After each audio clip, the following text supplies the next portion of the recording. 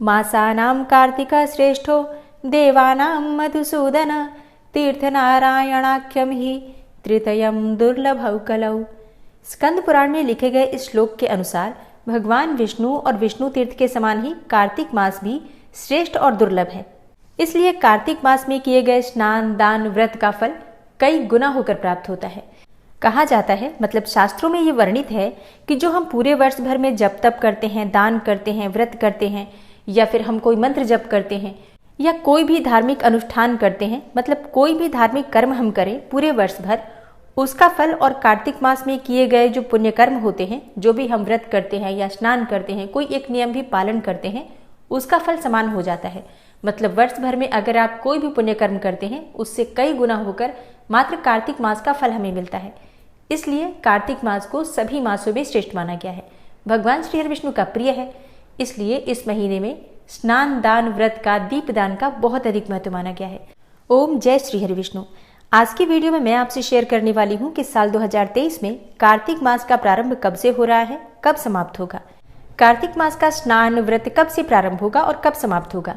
कार्तिक मास का अगर आप स्नान करते हैं, व्रत धारण करते हैं तो नियम क्या होते हैं, और इसके अलावा जो बहुत सारे आप लोगों के प्रश्न होते हैं कि अगर हम स्नान करते हैं तो किन बातों का ध्यान रखें, कब हमें स्नान करना चाहिए, कब हमें पूजा करना चाहिए, मतलब कौन सा समय हो, कितने बजे से कितने बजे तक स्नान और पूजा हो जाना चाहिए। अगला जो आपका प्रश्न होता है, सूर्य को जल कब चढ़ाना चाहिए, दीपदान कब करें, कहाँ करें, तुलसी की पूजा किस प्रकार से करें और तुलसी की पूजा कब करें, सुबह या फिर शाम को।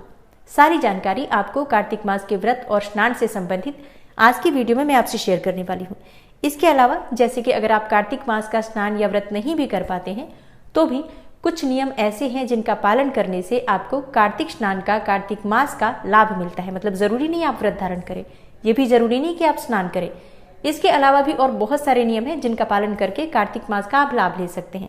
तो आज की वीडियो बहुत महत्वपूर्ण है, पूरा जरूर देख लीजिए। अच्छी लगे वीडियो तो लाइक भी जरूर कीजिए, क्योंकि आपके लाइक्स, आपके कमेंट्स मेरे लिए बहुत महत्वपूर्ण होते हैं। ये एकमात्र जरिया है जिनसे मुझे पता चलता है कि आपको ये वीडियो अच्छी लगती है और आपके लिए ये वीडियो उपयोगी है। तो अगर वीडियो अच्छी लगे तो लाइक तो जरूर ही किया कीजिए। और अब सबसे पहले जानते हैं कि साल 2023 में कार्तिक मास का स्नान कब से प्रारंभ होगा। देखिए, कार्तिक स्नान दो तरह से किया जाता है। कई ऐसे भक्त हैं जो कि आश्विन मास की शुक्ल पक्ष की एकादशी, पापांकुशा एकादशी से कार्तिक स्नान प्रारंभ करते हैं, और कई भक्त आश्विन मास की पूर्णिमा से यानी कि शरद पूर्णिमा से स्नान प्रारंभ करते हैं। तो विशेषकर जो कार्तिक मास का स्नान होता है, आश्विन मास की पूर्णिमा से ही, मतलब शरद पूर्णिमा से ही प्रारंभ करना चाहिए या किया जाता है। तो आश्विन मास की पूर्णिमा इस बार कब है? देखिए, पंचांग के अनुसार इस साल आश्विन मास की पूर्णिमा तिथि 28 अक्टूबर शनिवार को प्रातःकाल 4:17 पर प्रारंभ हो रही है और समाप्त होगी 29 अक्टूबर को रात्रि में 1:53 पर। तो सूर्योदय कालीन तिथि के अनुसार 28 अक्टूबर को यानी कि शनिवार के दिन आश्विन मास की पूर्णिमा यानी कि शरद पूर्णिमा मनाई जाएगी, और शरद पूर्णिमा से ही कार्तिक मास का स्नान हमें प्रारंभ करना है। तो ऐसे में 28 अक्टूबर यानी कि शनिवार के दिन कार्तिक मास का पहला स्नान होगा। इसी दिन से स्नान का प्रारंभ हो जाएगा। अच्छा, बहुत से भक्त कहते हैं कि क्या हम प्रतिपदा तिथि से कार्तिक मास का स्नान प्रारंभ करें? नहीं, ऐसा नहीं करना चाहिए। कार्तिक मास का स्नान आपको, अगर आप पूरे महीने का स्नान का नियम ले रहे हैं तो कार्तिक मास का स्नान आपको पूर्णिमा से ही प्रारंभ करना है, यानी कि 28 अक्टूबर 2023 शनिवार को ब्रह्म मुहूर्त में उठकर आप स्नान का संकल्प लेंगे और संकल्प के साथ आप कार्तिक मास का स्नान प्रारंभ करते हैं। फिर कार्तिक पूर्णिमा पर यानी कि 27 नवंबर 2023 सोमवार के दिन आपके स्नान का समापन होगा, उद्यापन होगा। तो इस बार कार्तिक मास का स्नान 28 अक्टूबर शनिवार से प्रारंभ होकर 27 नवंबर सोमवार तक चलेगा। तो ऐसे पूर्णिमा से लेकर पूर्णिमा तक कार्तिक मास का स्नान होगा। अब बात करें कि कार्तिक मास के स्नान में नियम क्या होते हैं, मतलब किन नियमों का पालन किया जाता है अगर हम स्नान करना चाहें तो। देखिए, अगर आप कार्तिक मास का स्नान करना चाहते हैं तो आपको सुबह जल्दी उठना पड़ता है।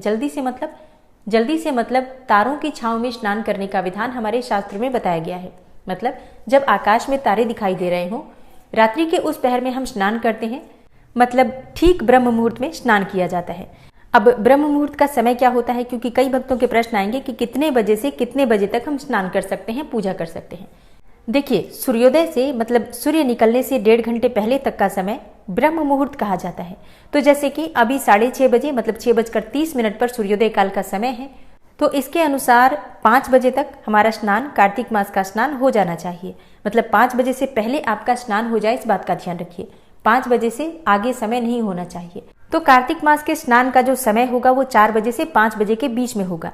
तो इसके लिए आपको जल्दी उठना पड़ेगा, 4 बजे से पहले उठना पड़ेगा या फिर 4 बजे तक तो उठ ही जाना पड़ेगा। इसके बाद आप जैसे कि अपने घर में झाड़ू लगाएंगे, नित्य कर्मों से निवृत्त होंगे और स्नान कर लेंगे। सुबह उठकर बहुत ज्यादा साफ सफाई नहीं करना है आपको, लेकिन बासी घर में पूजा नहीं होती है, इसलिए झाड़ू जरूर लगा लीजिए। इसके बाद आप स्नान कर लीजिए। अब इन कामों को करने के लिए जितना आपको समय लगता है अपने अनुसार देख लीजिए, उसके अनुसार आपको अपने उठने का समय निर्धारित करना है ताकि आप 4:30-5 बजे से पहले स्नान कर लें।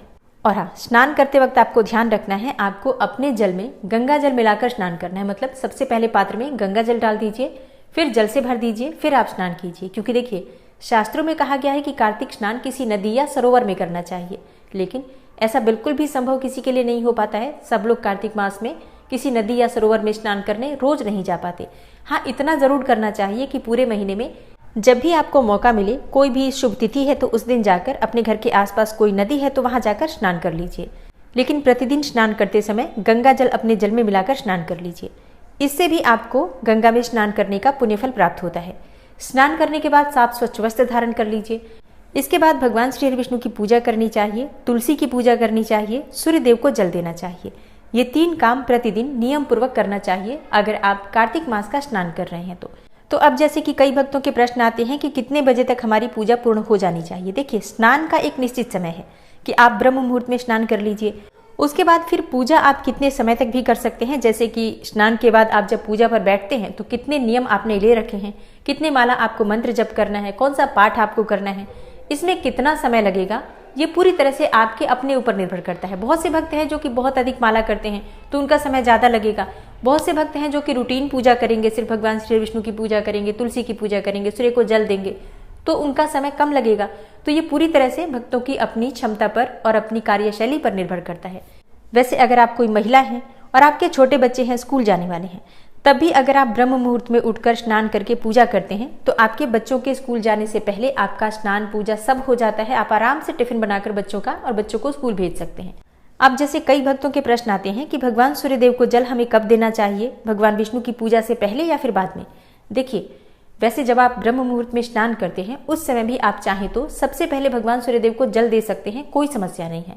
लेकिन भगवान सूर्यदेव क्योंकि प्रत्यक्ष देवता है, हम उन्हें देख सकते हैं, देख कर भी जल दे सकते हैं, तो थोड़ा समय इंतजार कर लीजिए। जैसे कि आप भगवान विष्णु की पूजा कर लीजिए, तुलसी की पूजा कर लीजिए, जो भी आप माला मंत्र करना चाहते हैं कर लीजिए। जब भगवान सूर्यदेव उदित होते हैं तो उनको देखकर, उनके दर्शन करके जो हम जल देते हैं उसका जो लाभ हमें मिलता है वो वैसे नहीं मिलता है जो हम ब्रह्म मुहूर्त में देते हैं। तो प्रयास करना चाहिए दर्शन करते हुए हम भगवान सूर्यदेव को और जल दें।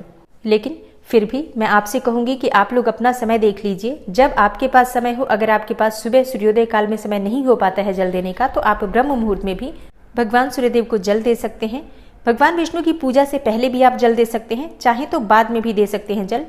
मन में कोई संशय मत रखिएगा, पूजा पहले हो या सूर्यदेव को जल पहले दें, एक ही बात है। अब जैसे कि कार्तिक मास का अगला नियम होता है दीपदान करना, और बहुत महत्वपूर्ण नियम होता है दीपदान करना। अगर आप स्नान नहीं कर पाते हैं, व्रत नहीं कर पाते हैं, कुछ भी नहीं कर पाते हैं तो दीपदान तो जरूर करना चाहिए। दीपदान कब करना चाहिए? देखिए, दीपदान आप सुबह कर सकते हैं ब्रह्म मुहूर्त में, मतलब अंधेरे में, जब तक सूर्योदय काल ना हुआ हो तब तक आप दीपदान कर सकते हैं। और शाम को सूर्यास्त होने के बाद आप दीपदान कर सकते हैं। कहाँ कर सकते हैं? आप अपने घर में अगर कोई भी पौधा आपने लगा रखा है, जैसे कि तुलसी का पौधा, केले का पौधा, आंवले का पौधा, या कार्तिक मास में पथवारी लगाते हैं आप, तो वहां पर दीपदान जरूर करना चाहिए। घर के मुख्य द्वार पर आप दीपदान कर सकते हैं, घर की छत पर दीपदान कर सकते हैं, आकाश दीपदान जिसे कहा जाता है। घर के आसपास कोई मंदिर हो तो वहां जाकर आपको दीपदान जरूर करना चाहिए। और हाँ, अगर आपके घर के आसपास कोई पहाड़ी स्थान हो तो पहाड़ों पर दीपदान करने का कार्तिक मास में बहुत श्रेष्ठ महत्व माना गया है। नदी के किनारे, जलाशय जहां पर भी हो वहां पर आप दीपदान कर सकते हैं। कोई खाली मैदान, खुला मैदान जहां पर हमेशा अंधेरा रहता है, वहां पर दीपदान करने का अत्यंत श्रेष्ठ महत्व माना गया है। और इसके अलावा जैसे कि अगर आपके घर के आसपास कोई गौशाला है तो आप वहां पर भी दीपदान कर सकते हैं। तो देखिए, दीपदान करने के लिए बहुत सारे स्थान हमारे शास्त्रों में बताए गए हैं, लेकिन जिन स्थानों पर हम आसानी से जा पाते हैं, जो स्थान हमारे लिए सुलभ होते हैं, उन स्थानों पर हम दीपदान कर सकते हैं, तो जरूर करना चाहिए। मतलब जितना हो सके इस महीने में दीपदान करने का महत्व बताया गया है। कहा जाता है कि दीपदान करने से आपके जीवन के संघर्ष समाप्त हो जाते हैं। अगर आप बहुत अधिक परेशानी में हैं, परेशानी से बाहर निकलने का रास्ता नहीं मिल रहा है, तो अगर हम दीपदान करते हैं नियमित रूप से तो हमें परेशानी से बाहर निकलने का रास्ता मिल जाता है, भगवान की कृपा हमें प्राप्त हो जाती है और हम उस परेशानी से बहुत जल्दी निकल जाते हैं। तो पूरे कार्तिक मास में दीपदान का नियम सबको लेना चाहिए। ये बहुत आसान है। अगर आप सुबह स्नान नहीं भी कर पाते हैं तो भी आप दीपदान कर सकते हैं, और जो लोग स्नान करते हैं उन्हें तो दीपदान जरूर करना चाहिए। कार्तिक मास का अगला नियम होता है दान करना। अब कोई भी वस्तु का दान करने का नियम आप ले सकते हैं, जैसे कि पूरे महीने में, पूरे कार्तिक मास में प्रतिदिन अगर आप दान करते हैं तो उसका फल अनंत गुना प्राप्त होता है। और दान आप अपनी सुविधा के अनुसार, अपनी सामर्थ्य के अनुसार कर सकते हैं। जैसे कि अगर आप प्रतिदिन दान करना चाहें तो कुछ मात्रा में धन का दान कर सकते हैं, वस्त्रों का दान कर सकते हैं, या फिर हर रोज आप अन्न का दान कर सकते हैं। तो देखिए, जो भी आप दान करना चाहते हैं, नियम पूर्वक प्रतिदिन जब आप स्नान कर लेते हैं, पूजा कर लेते हैं, तो दान निकाल कर रख दीजिए। फिर उसी के बाद आपको जल इत्यादि ग्रहण करना चाहिए। इस प्रकार से अगर आप नियम पूर्वक दान करते हैं तो उसका फल बहुत अधिक प्राप्त होता है। तो कार्तिक मास के नियम में जो विशेष नियम होते हैं, स्नान, दान, दीपदान, तुलसी पूजन, भगवान सूर्य की पूजा और भगवान शालिग्राम की अर्थात विष्णु भगवान की पूजा, और हाँ, कार्तिक मास में व्रत धारण करना। अब जैसे बहुत से भक्तों के प्रश्न आते हैं कि क्या हम स्नान करना चाहते हैं तो हमें व्रत भी करना पड़ेगा? नहीं, देखिए, स्नान करना एक अलग नियम है, व्रत करना एक अलग नियम है। व्रत भी दो तरह के होते हैं, तारों में भोजन करना, तारों की छांव में भोजन करना, और एक होता है सूर्यास्त से पहले भोजन करना। तो कार्तिक स्नान एक अलग नियम है और कार्तिक मास का व्रत करना एक अलग नियम है। तो अगर आप स्नान करते हैं तो आपके लिए जरूरी नहीं है आप व्रत धारण करें, लेकिन अगर आप व्रत करते हैं तो आपके लिए कार्तिक मास का स्नान करना अत्यंत आवश्यक है। और कार्तिक मास का अगर आप व्रत धारण करते हैं तो उसमें फिर बहुत सारे नियम एक साथ जुड़ जाते हैं। जैसे कि अगर आप व्रत करते हैं तो आपको भूमि पर शयन करना होगा, ब्रह्मचर्य का पालन करना होगा, एक समय आपको भोजन करना होगा, बहुत सारी चीजों का खाने में त्याग करना होगा, शरीर पर आप तेल नहीं लगा सकते हैं, और पूरी तरह से संयम से आप रहते हैं, कम बोलते हैं, जैसे कि मौन रहना चाहिए, कम से कम बोलना चाहिए ताकि क्रोध ना आए, और किसी की निंदा, किसी की चुगली, ये सभी चीजें भूल से भी नहीं करनी चाहिए। हालांकि इन बातों का ध्यान सबको रखना चाहिए, लेकिन जो लोग व्रत धारण करते हैं उन्हें विशेष प्रकार से बहुत सारे नियमों का पालन करना पड़ता है, जो मैं आपको आगे वीडियो में जानकारी दूंगी कि कार्तिक मास का अगर आप व्रत धारण करते हैं तो आपको किस प्रकार से नियम पालन करना है, कौन से नियम का पालन आपको करना चाहिए। लेकिन अगर आप स्नान करना चाहते हैं तो इसमें आपको बिल्कुल परेशान होने की आवश्यकता नहीं है। बस आप सुबह जल्दी उठिए, ब्रह्म मुहूर्त में स्नान कीजिए, भगवान विष्णु की पूजा कीजिए, सूर्य भगवान को जल दीजिए, तुलसी की पूजा कीजिए, मंदिर में दीपदान कीजिए और शुद्ध और सात्विक भोजन लीजिए। हाँ, स्नान के साथ आपको इस बात का ध्यान जरूर रखना है कि आपको लहसुन प्याज का त्याग जरूर करना पड़ेगा। अब तुलसी की पूजन विधि क्या होती है? देखिए, कार्तिक मास में तुलसी की पूजा सुबह और शाम दोनों समय नियम पूर्वक की जाती है। सुबह जब आप भगवान श्री विष्णु की पूजा करेंगे, उसके बाद माता तुलसी की आप पूजा करते हैं, उन्हें जल अर्पित कीजिए, धूप दीप अर्पित कीजिए और विधि विधान से उनकी पूजा करके मंत्रों का जप जरूर करना चाहिए। तुलसी के पास बैठकर आप तुलसी नामाष्टक का पाठ कर सकते हैं, तुलसी स्तोत्र का पाठ कर सकते हैं, कोई मंत्र जप कर सकते हैं, चाहे तो ओम नमो भगवते वासुदेवाय नमः, इस मंत्र का भी तुलसी के पास आप जप कर सकते हैं। मतलब कार्तिक मास में सुबह और शाम दोनों समय तुलसी में दीपदान किया जा सकता है, क्योंकि हम जब जल्दी उठते हैं तो स्नान करने के बाद सूर्योदय से पहले हम तुलसी में जल भी देते हैं और दीपदान भी कर लेते हैं। तुलसी पूजा की संपूर्ण विधि की वीडियो मैं आपसे आगे शेयर करूंगी, तो जरूर देखिएगा। और हाँ, कार्तिक मास का अगला नियम होता है धार्मिक पुस्तकें पढ़ना। आप चाहें तो कोई भी धार्मिक पुस्तक, जैसे कि कोई पुराण पढ़ सकते हैं, या फिर आप चाहें तो कार्तिक मास की कथा कहानियां पढ़ सकते हैं, सत्संग सुन सकते हैं, मंत्रों का जप कर सकते हैं, भजन कीर्तन कर सकते हैं। मतलब अधिक संख्या में भगवान के नाम का स्मरण, मंत्र जप करना या मंत्रों को सुनना या फिर भजन कीर्तन करना, मतलब सत्संग सुनते भी हैं अगर आप, तो उसका भी आपको बहुत अधिक फल प्राप्त होता है। तो प्रयास करना चाहिए अधिक से अधिक समय अपना भगवान के चिंतन में बिताएं। अब जैसे कि कई भक्तों के प्रश्न आ रहे हैं कि क्या हम पहली बार कार्तिक मास का स्नान कर सकते हैं, व्रत कर सकते हैं? क्योंकि इस साल अधिक मास लगा है, तो क्या हमें पहली बार व्रत या फिर स्नान प्रारंभ करना चाहिए? देखिए, बिल्कुल करना चाहिए, क्योंकि कहा जाता है कि जब कोई शुभ कर्म करने का विचार आता है तो उसी समय तुरंत उसे कर लेना चाहिए। क्योंकि अगर हम कोई समय निर्धारित करते हैं, हमें नहीं पता ईश्वर ने हमें कितना समय दे रखा है, इसलिए जब आपका विचार आए कि आप कोई शुभ कर्म करना चाहते हैं, कर लीजिए। जब हम कोई शुभ कार्य करते हैं तो वो समय, वो दिन अपने आप ही शुभ हो जाता है। तो बिल्कुल आप पहली बार स्नान कर सकते हैं, व्रत करना चाहें तो व्रत भी प्रारंभ कर सकते हैं, कोई समस्या नहीं है, कोई संशय नहीं है। तो 28 अक्टूबर से कार्तिक मास का स्नान प्रारंभ होगा। आप सब जरूर कीजिए स्नान, कम से कम स्नान तो हम कर ही सकते हैं। व्रत अगर नहीं भी धारण कर पाते हैं आप किसी भी कारणवश, क्योंकि व्रत में बहुत सारे नियम होते हैं, तो सबके लिए आसान नहीं होता पालन करना, लेकिन स्नान करने में बहुत अधिक नियम नहीं है। आप लोग कम से कम ब्रह्म मुहूर्त का स्नान अवश्य कीजिए। उम्मीद करती हूँ ये वीडियो आपके लिए उपयोगी होगी। इसके अलावा कोई भी आपका प्रश्न हो तो आप कमेंट बॉक्स में ज़रूर लिख दीजिए, ताकि उस विषय पर आपको कार्तिक मास प्रारंभ होने से पहले वीडियो मिल जाए। और हाँ, प्रतिदिन कार्तिक मास की कथा, कहानियाँ, महात्म, ये सभी वीडियो आपको हर रोज इस चैनल पर मिलेगी। आप लोग बस एक समय दे दीजिए कि किस समय आपको वीडियो चाहिए, सुबह 4 बजे, 4:30 बजे या 5 बजे। अगर आप लोग समय दे देंगे तो मेरे लिए आसानी होगी, उसी समय मैं वीडियो अपलोड कर दूंगी ताकि आप लोग आसानी से सुन पाएं। मिलती हूँ मैं आपसे अगली वीडियो में, तब तक के लिए नमस्कार।